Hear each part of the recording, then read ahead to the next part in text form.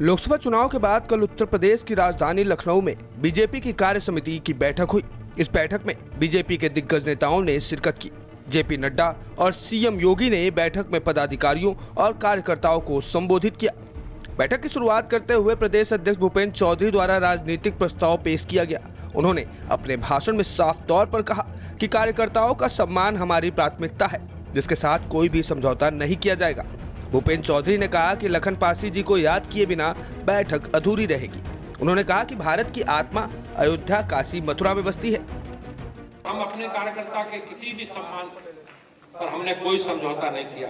Party अपने सभी कार्यकर्ताओं के साथ कंधे से कंधा मिलाकर खड़ी है।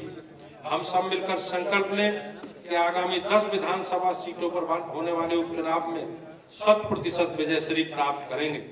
अगली लड़ाई स्वार्थी, परिवारवादी और मोदी के परिवार के बीच, राष्ट्र विरोधी और राष्ट्र भक्तों के बीच में, धर्म और अधर्म के बीच में, तुष्टीकरण और संतुष्टीकरण के बीच में, भ्रष्टाचारी और सदाचारियों के बीच में 2047 तक भारत को विकसित राष्ट्र बनाने का माननीय प्रधानमंत्री जी का जो संकल्प है, हम सभी कार्यकर्ता उसे मिलकर पूरा करेंगे। वहीं सीएम योगी ने अपने संबोधन में दो बातें साफ कर दी। उन्होंने कहा कि लोकसभा चुनाव में यूपी की हार आत्मविश्वास की हार है। उन्होंने कहा कि लोकसभा चुनाव में यूपी की हार अति आत्मविश्वास की हार है। सीएम योगी ने यह भी कहा कि सोशल मीडिया का इस्तेमाल जिस तरह से विपक्ष ने किया, उसे हम काउंटर नहीं कर पाए।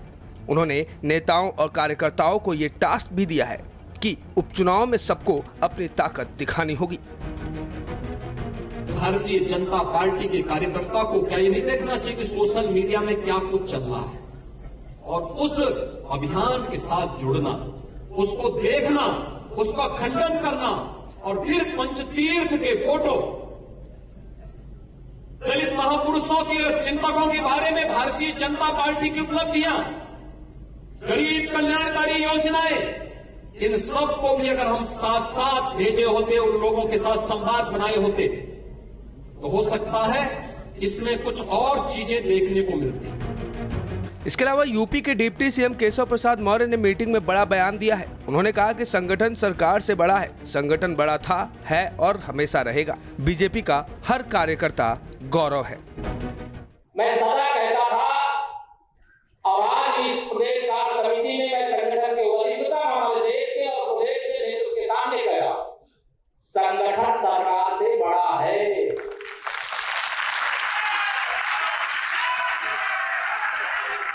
संगठन से बड़ा कोई नहीं होता है।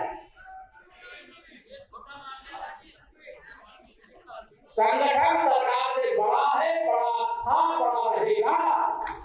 मैं उप मुख्यमंत्री अपने को बात मानता हूं, भारतीय जनता पार्टी का कार्यकर्ता पहले मानता हूं।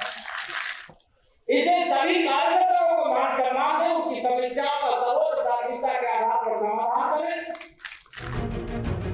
गौरतलब है कि बीजेपी चुनाव में मिली हार और जीत को लेकर महामंथन कर रही है और उसके द्वारा परफॉर्मेंस को लेकर बारीकी से चेक किया गया कि चूक कहां रह गई। खैर, अब बीजेपी यूपी में उपचुनाव को लेकर रणनीति तैयार कर रही है। अब आगामी चुनाव में उन्हें इसका कितना फायदा मिलेगा, ये तो वक्त ही बताएगा। मगर आप अपनी राय प्रतिक्रिया कमेंट बॉक्स में जरूर दीजिएगा। भारत समाचार के डिजिटल डेस्क से विश्वेश तिवारी।